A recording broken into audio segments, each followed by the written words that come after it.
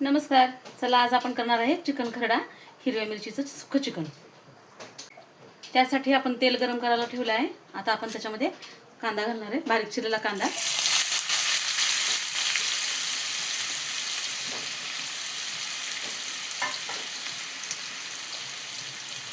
कांदा छान परतून घ्यायचा आपण. हे पहा, आता आपला कांदा छान लाल परतून झाला आहे.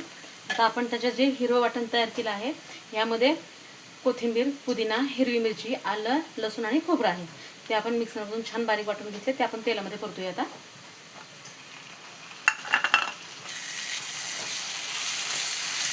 आता आपण मसाला छान तेल सुटेपर्यंत परतून घेतलेला आहे.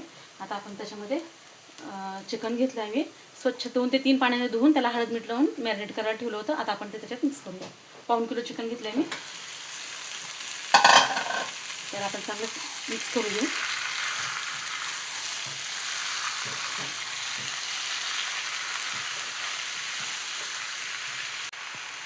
हे बघा, मी आता मिक्स करून घेतलं आहे सगळं.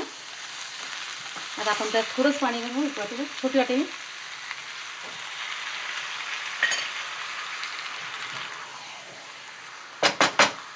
आपण त्याला झाकण ठेवून वाफवून घेऊ.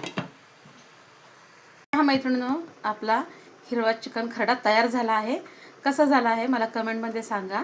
लाईक, शेअर, सबस्क्राईब करा. माझ्या चॅनलचं नाव आहे करुणास रेसिपी.